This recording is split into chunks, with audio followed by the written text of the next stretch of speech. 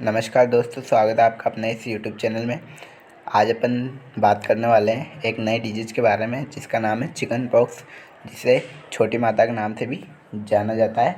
जैसे कि आप डायग्राम में देख रहे होंगे कि इस डिजीज़ में क्या होता है, शरीर पे क्या होते हैं, चकत्ते बन जाते हैं। अब ये बालकों में अधिकतर होती है, यानी छोटे जो उम्र के जो गर्ल्स तथा बॉयज़ होते हैं, यानी 10 साल से छोटे जो होते हैं, उनमें अधिकतर पाई जाती है। जब अपन छोटे थे तो अपन में भी ये डिजीज़ ज़रूर हुई होगी। तो ये डिजीज़ क्यों होती है, इसका इलाज कैसे किया जाता है तथा इस होने से किस प्रकार से रोका जाता है, उन सभी के बारे में अपन आज की वीडियो में बात करने वाले हैं। तो वीडियो स्टार्ट करते हैं। सबसे पहले अपन बात कर लेते हैं कि ये डिजीज़ क्या है। ये डिजीज़ तो इसे वेरिसेला के नाम से भी जाना जाता है। कोई आपसे पूछे चिकन पॉक्स का दूसरा नाम क्या है, तो आपको बताना है इसे वेरिसेला के नाम से भी जाना जाता है। अब इसे वेरिसेला के नाम से क्यों जाना जाता है, इसकी भी अपन आगे बात करने वाले हैं। यह एक अत्यधिक तीव्र संक्रामक वायरल बीमारी है। ये कौन सी बीमारी है? एक वायरस से होने वाली बीमारी है, ठीक है, जो कि मुख्य रूप से 10 साल से छोटे बच्चों में पाई जाती है, छोटे बच्चों में पाई जाती है। हालांकि वयस्कों में भी यह रोग पाया जा सकता है, ठीक है। तो अपन ने क्या पढ़ा, इसे वेरिसेला के नाम से भी जाना जाता है। यह अत्यधिक तीव्र संक्रामक वायरल जनित बीमारी होती है जो कि 10 साल छोटे बच्चों में पाई जाती है, और ये वयस्कों में भी हो सकती है, ठीक है। अब बात करते हैं ये डिजीज़ क्यों होती है, इसका क्या कारण है। तो ऐसा कौन सी चीज़ है जिसकी वजह से डिजीज़ होती है, तो देखते हैं कारण। यह एक वायरल जनित रोग है, यानी वायरस बोर्न डिजीज है, जो कि वेरिसेला जोस्टर जो कि बहुत ही खतरनाक वायरस होता है, वेरिसेला जोस्टर नामक वायरस द्वारा उत्पन्न होती है। अब जो वेरिसेला जोस्टर होता है, जिसकी वजह से ही इसे वेरिसेला के नाम से जाना जाता है। इस डिजीज़ को अभी देखा था अपन ने, इसे वेरिसेला के नाम से भी जाना जाता है। तो इसे कौन कौन करता है? वेरिसेला जोस्टर नामक वायरस उत्पन्न करता है। या जो वायरस होता है, यह हर्पिस वायरस परिवार का सदस्य होता है, ठीक है। अब जैसे ये वायरस अपने शरीर के अंदर जाता है तो ये क्या कर देता है? चिकन पॉक्स उत्पन्न कर देता है, ठीक है। देखा अपन ने चिकन पॉक्स क्यों उत्पन्न होती है। ये एक वायरस जनित बीमारी होती है जो कि वेरिसेला जोस्टर नामक वायरस से होती है। अब अपन कुछ इंपॉर्टेंट देख लेते हैं इसके सोर्स ऑफ इन्फेक्शन।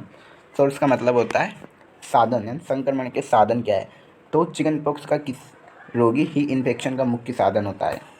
किसी व्यक्ति को चिकन पॉक्स हो रहा है, किसी छोटे बालक को चिकन पॉक्स हो रहा है, यदि उसके कांटेक्ट में कोई अन्य पर्सन आता है, हेल्दी पर्सन आता है, तो उसकी वजह से या एक पर्सन से दूसरे पर्सन में फैल सकता है, ठीक है।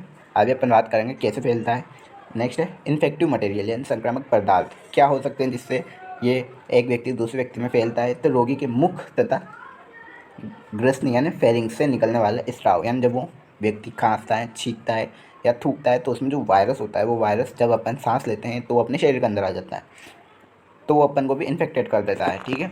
तो इन्फेक्टिव मटेरियल क्या हो गए? मुख तथा ग्रसनी के स्राव हो गए। अब मोड ऑफ ट्रांसमिशन जो कि बहुत ही ज़्यादा इंपॉर्टेंट है, ड्रॉपलेट इन्फेक्शन, ठीक है। ड्रॉपलेट इन्फेक्शन यह डिजीज मुख्य रूप से बिंदुक संक्रमण या ड्रॉपलेट इन्फेक्शन द्वारा फैलती है।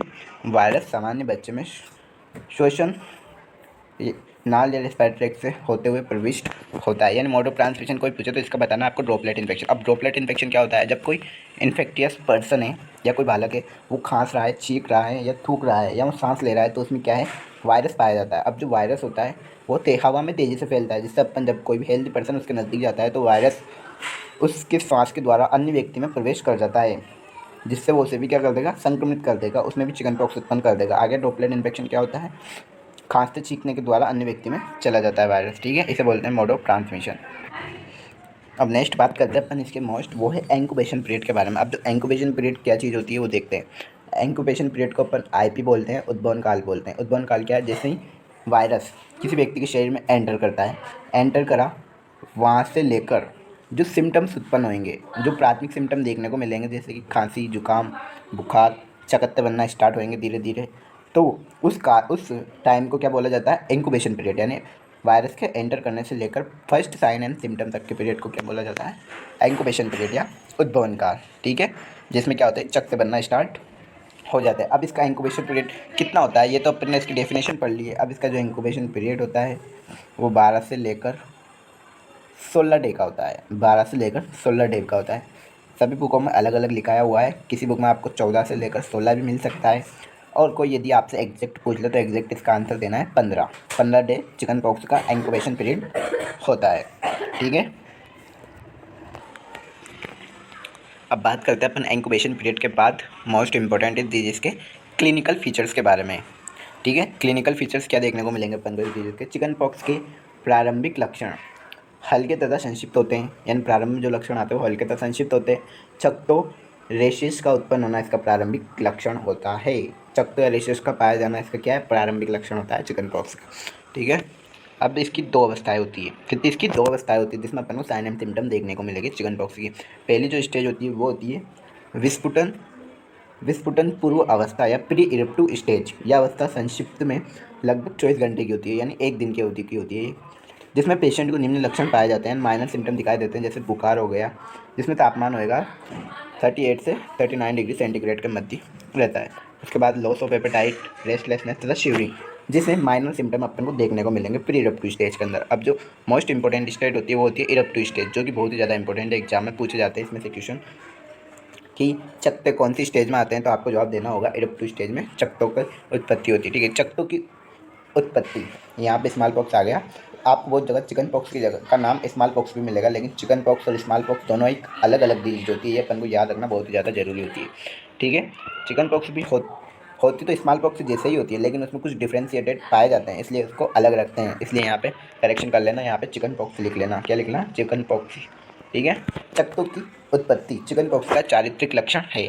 क्या है, चकत्तों का पाया जाना ही छोटी माता का चारित्रिक लक्षण होता है। ये प्राय बीमारी के प्रथम या दूसरे दिन उत्पन्न हो जाते हैं। ये प्राय बीमारी के दूसरे या तीसरे दिन उत्पन्न हो जाते हैं। कोई पूछे कि आपके चकत्ते किस दिन उत्पन्न होते हैं, तो दूसरे प्रथम या दूसरे दिन भी उत्पन्न हो सकते हैं या तीसरे दिन तक उत्पन्न हो सकते हैं। 1, 2, 3 दिन बीमारी होने के 1, 2, 3 दिन के अंदर ये उत्पन्न हो सकते हैं। चकत्ते सर्वप्रथम दृढ़ या छाती वाले भाग पर उत्पन्न होते हैं, तत्पश्चात चेहरे तथा हाथ पैरों पर भी उत्पन्न हो जाते हैं। ठीक है, फिर ये चकत्ते सर्वप्रथम मैक्यूल्स प्रकार के होते हैं, जो कि कुछ ही घंटों में पेप्यूल तथा वेसिकुल प्रकार के तथा 24 घंटों के अंदर ये पोस्चुलर प्रकार के हो जाते हैं। ये भी आपको आगे समझ में आएगा क्या होता है। सबसे पहले छाती वाले ट्रंक वाले एरिया पर उत्पन्न होते हैं।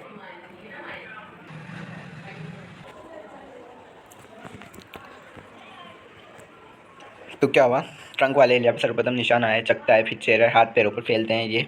फिर ये विभिन्न अवस्थाओं में होते हैं। ये जो चकत्ते बनते हैं विभिन्न अवस्थाओं से निकलते हैं, जैसे मैक्यूल बना, फिर उसके बाद पेप्यूल बनता है, फिर उसके बाद वेसिकल बनता है तथा फिर उसके बाद 24 घंटे के पश्चात इसे पोस्चुलर प्रकार के हो जाते हैं। ठीक है, अब बात करते हैं कि यह स्पष्ट है कि चकत्ते या रेशेस बहुत तेज़ी से एक अवस्था दूसरी अवस्था में चले जाते हैं।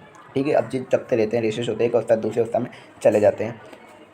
पीलियोमॉर्फिज्म चिकन पॉक्स के चकत्तों का एक प्रमुख चारित्रिक लक्षण है। अब पीलियोमॉर्फिज्म जो होता है वही होता है कि चकत्तों का एक स्टेज से दूसरे स्टेज में जाना। ठीक है, ये इसका एक मुख्य लक्षण होता है। इसके अंदर चकत्तों की सभी अवस्थाएं जैसे मैक्यूल, अभी अपन ने देखी, मैक्यूल, पेप्यूल, वेसिकल तथा पोस्चुलर आदि एक ही समय पर तथा एक ही स्थान पर देखी जा सकती है। ठीक है, पीलियोमॉर्फिज्म इसका एक मुख्य लक्षण होता है चिकन पॉक्स का। अब बात करते हैं इसके क्या क्या कॉम्प्लिकेशंस होते हैं। तो इस कॉम्प्लिकेशन बहुत एग्जाम में पूछे जाते हैं, खासकर कॉम्पिटिशन एग्जाम में कि चिकन पॉक्स का कॉम्प्लिकेशन क्या है। अगर ये बच्चों की मोस्ट कॉमन डिजीज होती है तो उसमें एक मोस्ट कॉमन कॉम्प्लिकेशन होता है, वो होता है निमोनिया। निमोनिया इसका मोस्ट कॉमन कॉम्प्लिकेशन होता है। लंग पेरेन्काइमा का इन्फ्लामेशन निमोनिया कहलाता है। मायोकार्डाइटिस, हार्ट की जो मध्य लेयर होती है मायोकार्डियम, उसका इन्फ्लामेशन हो जाता है। नेक्स्ट एनसेफेलाइटिस, ब्रेन पेरेन्काइमा का इन्फ्लामेशन हो जाता है एन्सेफेलाइटिस में। नेक्स्ट है ग्लोमेरुलोनेफ्राइटिस में ग्लोमेरुलस का इन्फ्लामेशन हो जाता है। सेप्टिक्सीमिया में ब्लड का इन्फेक्शन हो जाता है। नेक्स्ट ऑस्टियोमाइलाइटिस, यानी बोन में इन्फेक्शन की मौजूदगी होना, हड्डियों में इन्फेक्शन का पाया जाना, ये ऑस्टियोमाइलाइटिस कहलाता है। ठीक है, इस प्रकार से इसका कॉम्प्लिकेशन होता है। मोस्ट कॉमन पूछता है बस वो, तो आपको निमोनिया याद रखना है। ठीक है, अब बात करते हैं रोकथाम के उपाय, मेजर फॉर प्रिवेंशन, यानी किस प्रकार से अपन इसको रोक सकते हैं। तो रोकथाम हेतु एक्सपोजर के पश्चात 3 दिनों के अंदर वेसेराजोस्टर इम्यूनोग्लोबिन का उपयोग किया जाता है। बहुत सारे घरों में इसका कोई इलाज नहीं किया जाता है, थोड़े दिनों बाद ये अपना आप ठीक भी हो जाती है। ठीक है, परंतु जब इसका एक बार इम्यूनोग्लोबिन लगा दिया जाता है तो लाइफ टाइम क्या करती है, इम्यूनिटी शो करता है। ठीक है, अपनी बॉडी लाइफ टाइम के लिए इम्यूनिटी शो करेगी इस वायरस के खिलाफ, फिर कभी भी ये डिजीज अपन को नहीं होती है। ठीक है, और इसके जो चकत्ते या रेशेस बनते हैं वो भी टेम्पररी होते हैं, यानी कुछ समय के लिए बनते हैं, जब तक डिजीज है जब तक ही बनेंगे, उसके बाद ये चकत्ते गायब हो जाते हैं। अब मेजर्स फॉर कंट्रोल, इसे किस प्रकार से कंट्रोल किया जा सकता है इस डिजीज़ को। लगभग कंट्रोल कर लिया है, फिर भी रोगियों का शुरुआती अवस्था में पता लगाना। सबसे पहले एक रोगी है तो उसका शुरुआती अवस्था में पता लगा लो। उसके बाद चकत्ते की उत्पत्ति के पश्चात रोगी बच्चों को सामान्य बच्चों से आइसोलेट रखना, क्योंकि यह मुख्य रूप से ड्रॉपलेट संक्रमण या इन्फेक्शन द्वारा संचरित होता है, अतः इसके माध्यम से रोग के संचरण को रोकने में आवश्यक उपाय किए जाने चाहिए। यानी बच्चों को आइसोलेट कर लेना चाहिए, जिससे कि वो खांसने छींकने से अन्य व्यक्ति में ना फैले। रोगी के मुख तथा ग्रसनी यानी फेरिंग्स के जो सिक्रेशन होते हैं उचित डिसइंफेक्शन कर उन्हें फेंक देना चाहिए। रोगी की नाक एवं गले के से निकले स्राव को संक्रमित हुए बर्तनों एवं उपकरणों का उचित डिसइंफेक्शन किया जाना चाहिए। इस प्रकार से अपन इस बीमारी को कंट्रोल कर सकते हैं, क्योंकि इसका एक मुख्य स्रोत होता है, वो क्या होता है, पेशेंट खुद होता है। अपन पेशेंट में खुद कंट्रोल कर दिया तो ये बीमारी दूसरे व्यक्ति में नहीं फैलती है। ठीक है, इस प्रकार अपन आज डिजीज़ देखी चिकन पॉक्स।